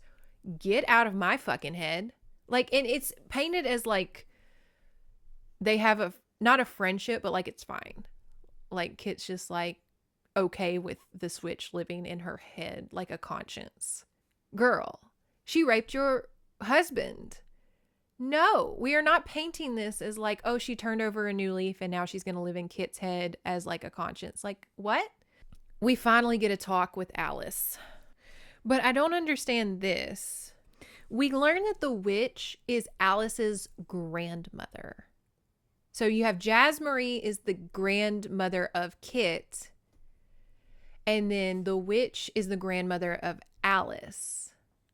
And Edith was the witch's sister.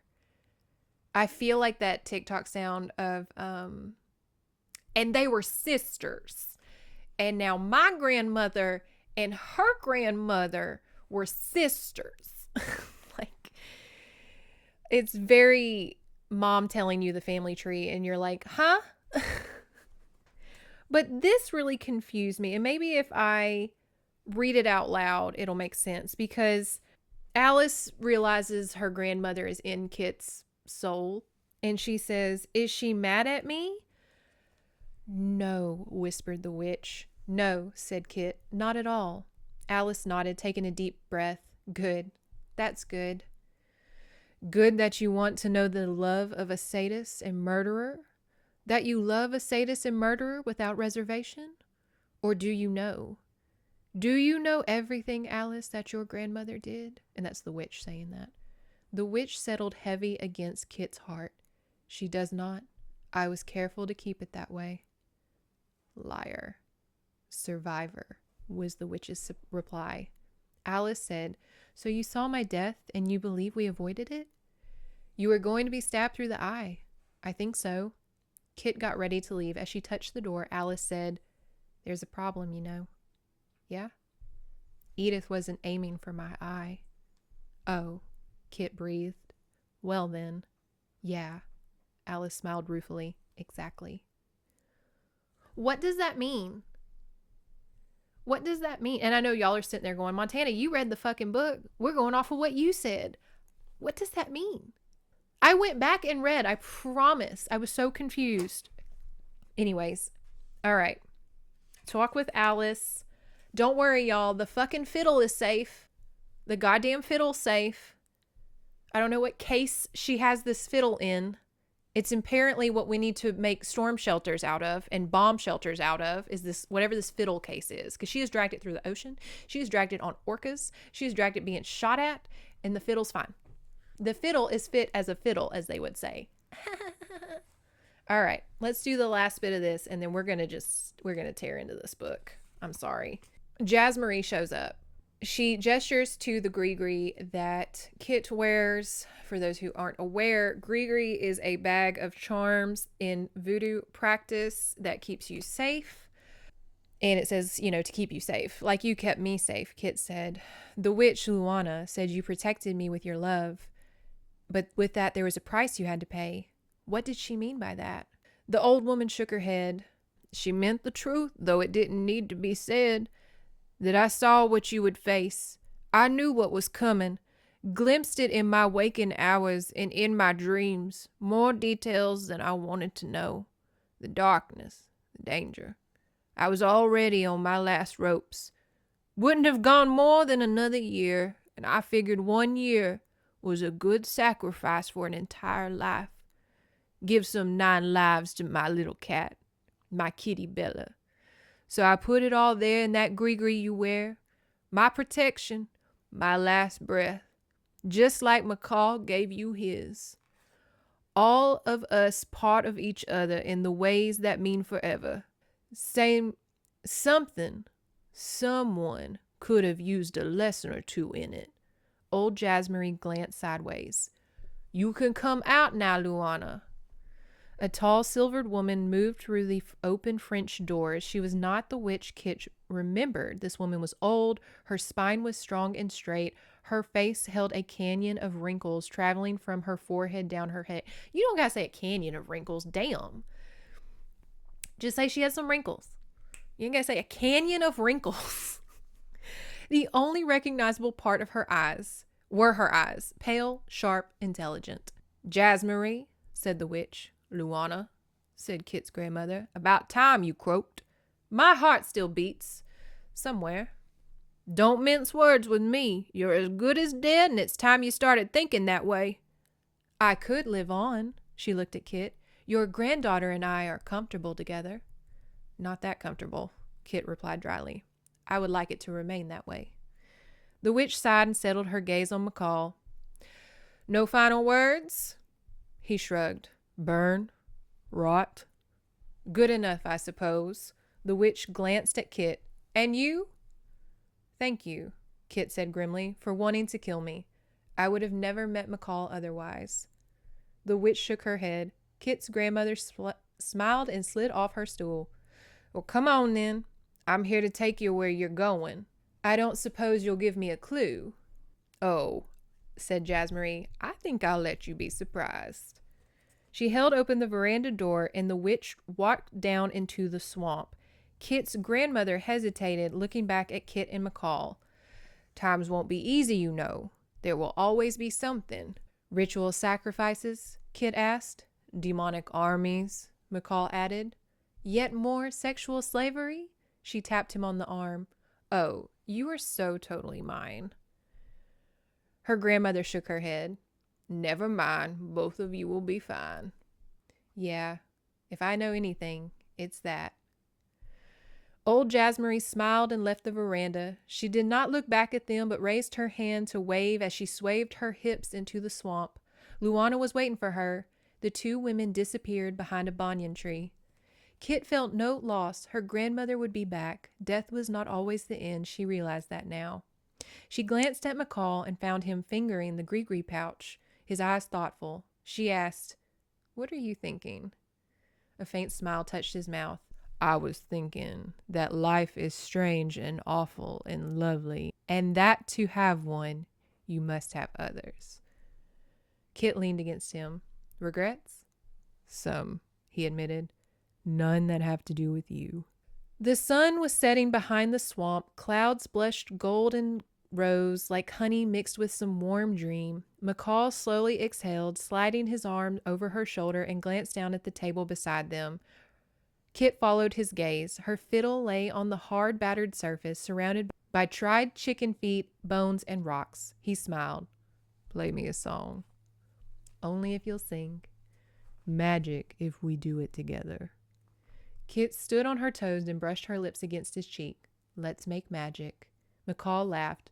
Only with you, Kitala. Only with each other. She held her fiddle up to hide the sudden burn of tears in her eyes. Always, McCall. You and I are so blessed.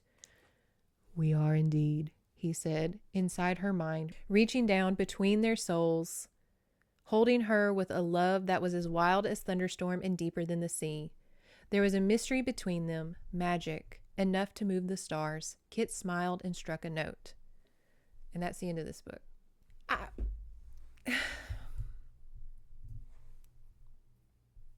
I'm just, for the audio listener, it had good potential. I mentioned before in the last video, I play a video game called Love in Deep Space. There is a merman character in that game. And I was like, oh my God, this will be Raphael fanfic. Raphael would never. I just felt like this was so cheesy, so rushed, so trying to be so much bigger than what it was. It was like all of this action and blood and guns and drama. But like, we don't care about any of these characters. We don't grow with any of them. We just kind of are thrust these characters. And it's like, okay, well, I don't really give a shit about like this mermaid. I don't care. Like, again, all of this because Kit felt compelled to follow Alice. Like just a little, she was just like, I see deaths all the time. I literally look in the audience and I see death. But this one little lady right here, I'm going to tell her there's a knife sticking out of her eye. And again, that man she was with, shot dead. We don't know shit about him. Edith, we met one time at a youth center. She didn't even seem that bad. She just seemed like an old bitch. Apparently she's a demon. She's and then like the witch who has been awful this whole book. You know, awful. All of a sudden, it's like a cute little moment of like her and Jazzy Marie walking into the swamp together. And like she was Kit's conscience for a little bit. What? Like, it just felt rushed. It felt chaotic. Again, you didn't really feel tied to any of these characters. You didn't care. I felt like there were twists and turns for the sake of twists and turns. Like a pot of orcas show up and there's gargoyles and there's a shapeshifter, but he only turns into one thing. So like, who the fuck cares? And this happens in like, what, 2 days? A weekend? This is a book that this all happens in a weekend. So again, you're not super tied to these characters. In our last novel, we got really attached to the characters. Even though not a lot happened in The Magic in the Mirror, there was like a dozen characters and you were so tied to all of them. You were like, I care about every single one of these Scottish Highlanders. I care about everybody. This book, I don't give a shit about any of these people. I don't give a fuck. It felt rushed. The dad thing, like McCall's backstory of like his dad shows up and it's like they have a father-son duet and like defeats Slenderman. Like it's like 2 paragraphs and he's like, okay, I'm gonna go back to the ocean. Bye.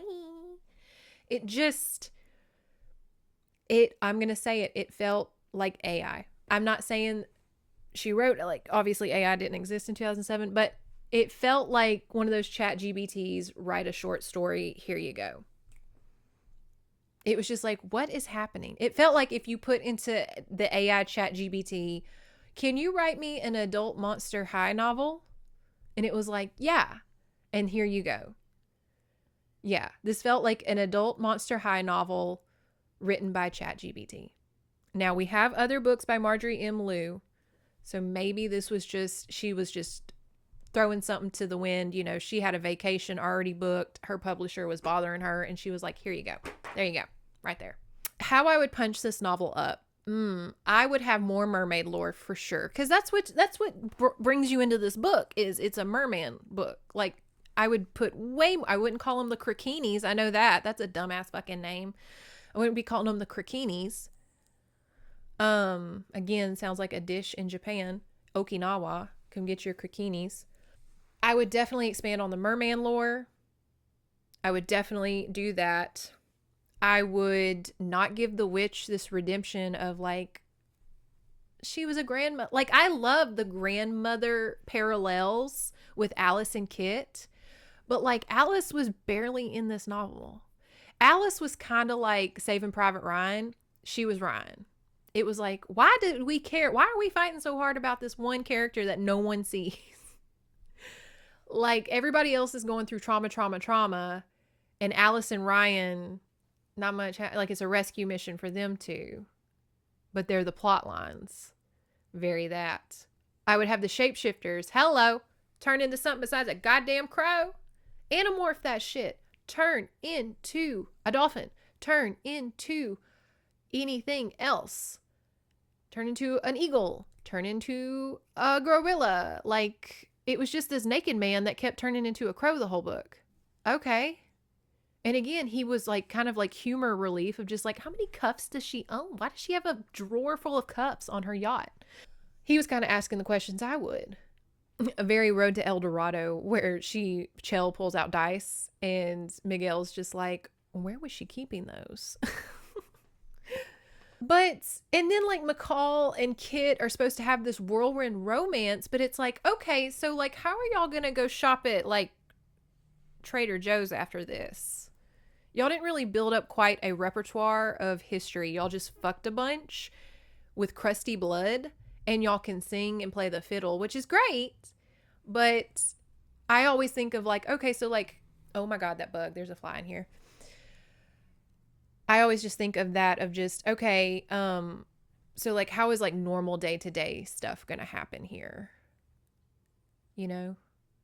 And not a lot of like normal chemistry was really built up in 48 hours. I would have respected it more if they were just kind of like, I would really like to pursue this, you know, more, and like acknowledged how they are attracted to each other and they did go through a life-changing thing, but this is very soon. But here we are having her wonder, like, is my birth control enough? I kind of don't care. Like, girl, you want to have a mer baby? You don't even know what that entails. If we watch the 13th year on my Patreon, you will see mer babies are very hard to raise. It's kind of crazy. All right, Tulip's meowing at the door. Apparently that's going to be the new thing of I need to wrap it up when she starts meowing at the door. So my cat is telling me to wrap it up. Join me on the Patreon. If not,